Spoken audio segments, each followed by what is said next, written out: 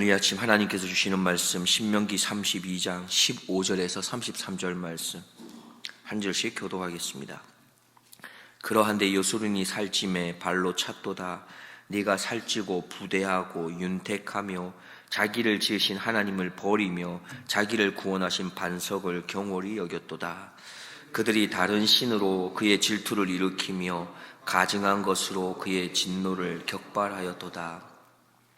그들은 하나님께 제사하지 아니하고 마귀에게 하였으니 곧 그들의 알지 못하던 신 근래에 일어난 새 신 너희 열조에 두려워하지 않던 것들이로다. 너를 낳은 반석은 네가 상관치 아니하고 너를 내신 하나님은 네가 잊었도다. 여호와께서 보시고 미워하셨으니 그 자녀가 그를 경록해 한 연고로다. 여호와의 말씀에 내가 내 얼굴을 숨겨 그들에게 보이지 않게 하고 그들의 종말에 어떠함을 보리니 그들은 심히 패역한 종류요 무신한 자녀이미로다.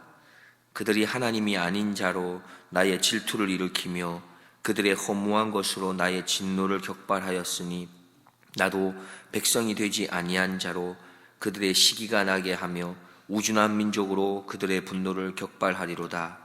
내 분노의 불이 일어나서 음부 깊은 곳까지 사르며 땅의 그 소산을 삼키며 산들의 터도 붙게 하는도다.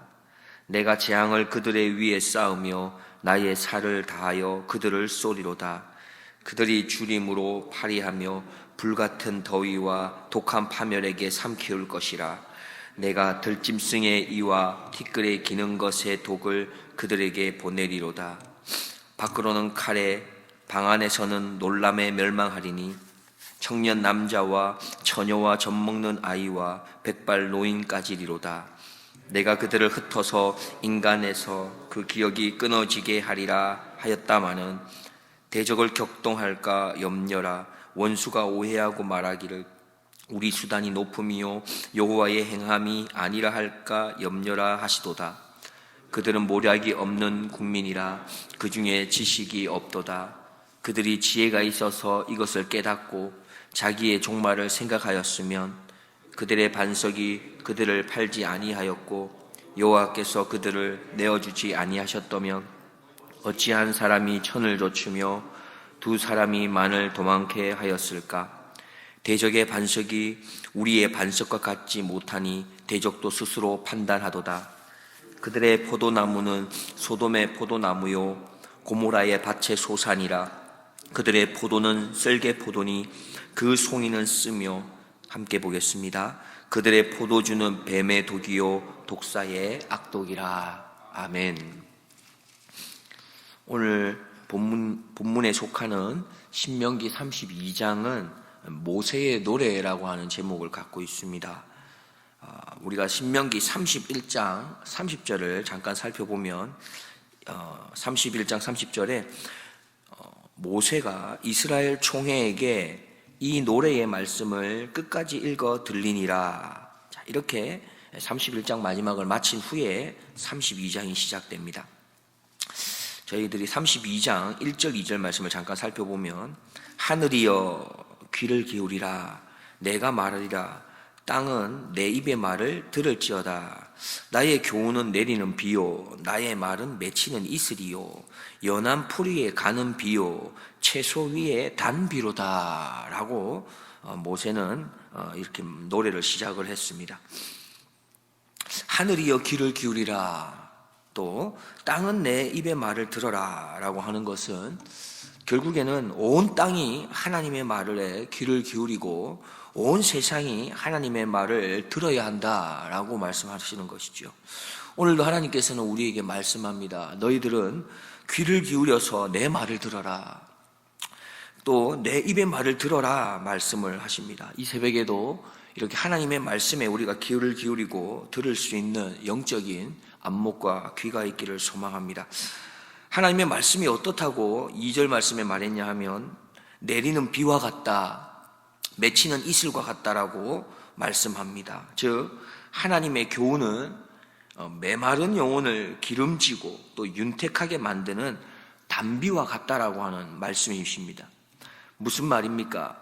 하나님의 이 말씀은 이스라엘 백성의 영혼을 살찌울 수 있고 그들의 삶을 풍성하게 해주는 그런 교훈이 되는 말씀인 것을 다시 한번 말씀합니다. 그 말씀에 따르고 순종해야 될 것을 말씀하는 것이죠. 그렇게 너희가 하나님의 말씀에 귀를 기울이고 순종하기만 하면 무엇을 약속하고 계십니까? 풍성한 삶, 그것을 약속하고 계십니다. 그런데 오늘 본문으로 와보면은 15절 말씀에 하나님의 그 풍성한 복들을 발로 차버렸다라고까지 표현하고 있습니다. 15절 말씀을 한번 살펴보겠습니다.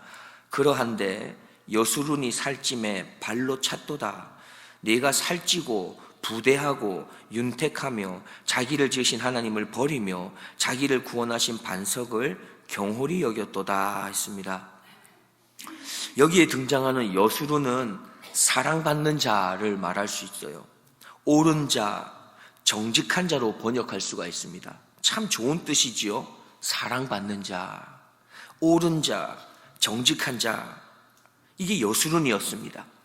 이 여수론을 70인역에서는 번역을 하면서 야곱이라고 번역을 합니다. 결국 무엇을 뜻합니까? 이 여수론은 이스라엘 백성들을 가리키는 겁니다. 이스라엘 백성이란 사랑받는 자입니다. 이스라엘 백성은 옳은 자이고요, 이스라엘 백성은 정직한 자입니다. 다시 말해 그리스도인들은 사랑받는 자고 옳은 자이며 정직한 자인 것을 말하고 있습니다. 그런데 이 여수론이 이 이스라엘 백성들이 어떻게 합니까?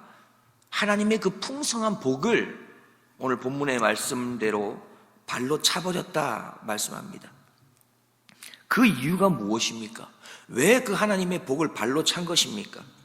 그들은 바로 하나님의 약속의 말씀에 순종함으로 풍성한 복을 당연히 받을 수 있는데 왜 발로 찬 것일까요?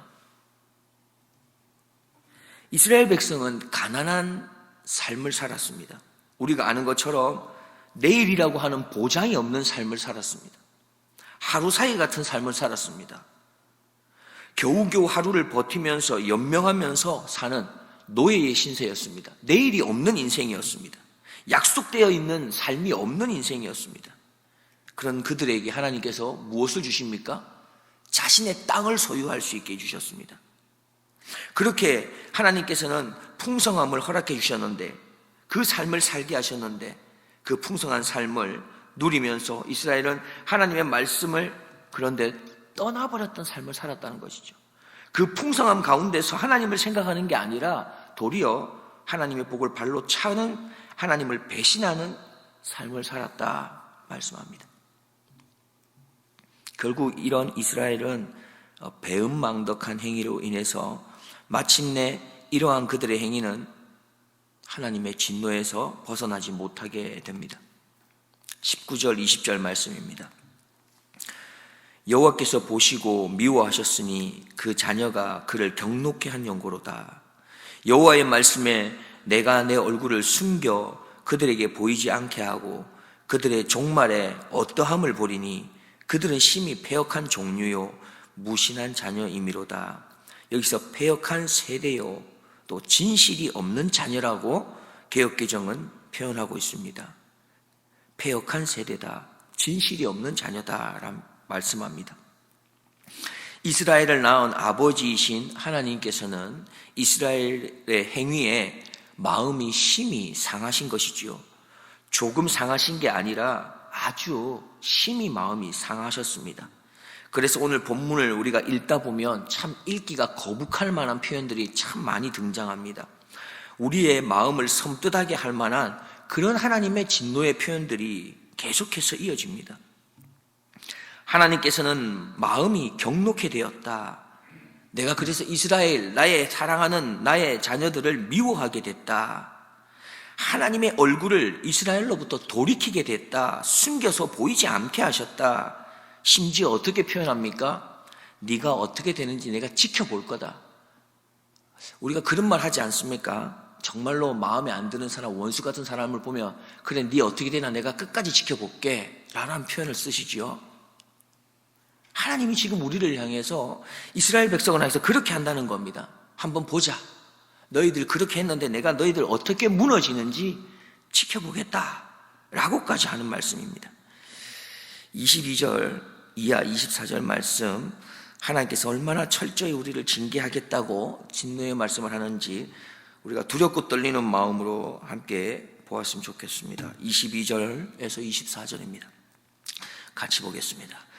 내 분노의 불이 일어나서 음부 깊은 곳까지 사르며 땅의 그 소산을 삼키며 산들의 터도 붙게 하는도다. 내가 재앙을 그들의 위에 쌓으며 나의 삶을 다하여 그들을 쏘리로다. 그들이 주림으로 파리하며 불같은 더위와 독한 파멸에 삼키울 것이라. 내가 들짐승의 이와 티끌에 기는 것의 독을 그들에게 보내리로다. 참 읽고 싶지 않은 표현 같습니다. 은혜로 알지 못하고 원수로 갚는 것은 참으로 배은망덕한 짓이라고 우리는 표현합니다.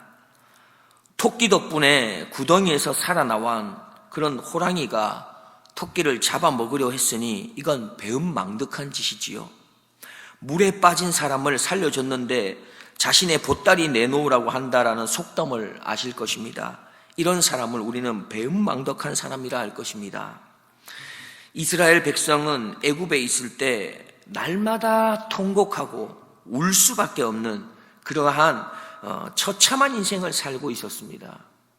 어찌 보면 동물보다 못하는 인생이었습니다. 이런 이스라엘을 그 처참한 노예의 신분에서 건져내셔서 하나님 백성의 신분으로 삼아주셨는데, 그래서 적과 꿀이는 가나안 땅으로 인도해 주셨는데, 그런 이스라엘 백성들을 배부르고 비대하고 윤택하게 되게 해주셔서 풍요를 누리게 하셨는데, 이스라엘은 그렇게 자신을 낳아주신 하나님을, 자신을 보호하고 구원해 주신 그 하나님을 발로 찼다고 합니다.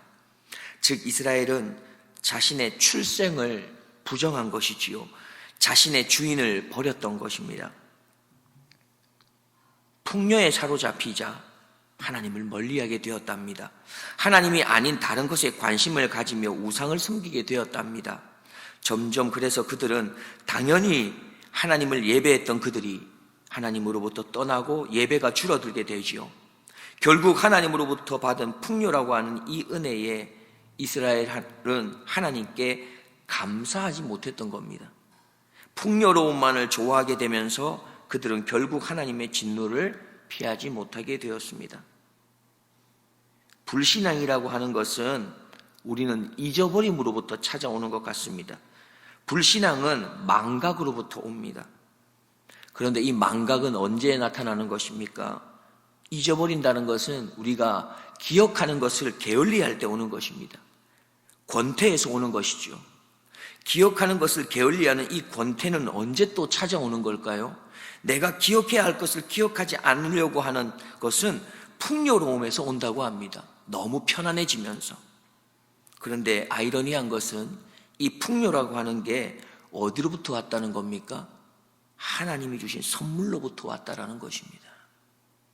우리가 누리는 이 풍요로움, 이 은혜를 하나님이 주신 은혜라고 우리가 고백하며 살지 못하게 되면, 하나님께 감사하면서 살아내지 못하게 되면 결국 우리는 어떻게 됩니까? 하나님의 은혜 없는, 하나님 없는 풍요로움만을 쫓다가는 하나님마저 잊어버리게 되는 상황에 처하게 된다는 것입니다. 결국 하나님께서는 자기 백성 이스라엘로부터 얼굴을 숨기시기까지 하십니다. 창조주의 은총이 떠난 그런 자들의 말로가 어떠하게 되는지 직접 경험하게 하시는 겁니다. 이스라엘이 이렇게까지 하나님의 징벌을 받게 된 것은 바로 출애굽의 은혜, 광야에서의 은혜, 이 은혜를, 그 하나님의 은혜를 기억하지 못하는 것에서 시작되었다 말씀합니다. 신명기 32장 7절 말씀 함께 보겠습니다. 신명기 32장 7절 말씀 함께 봅니다. 옛날을 기억하라.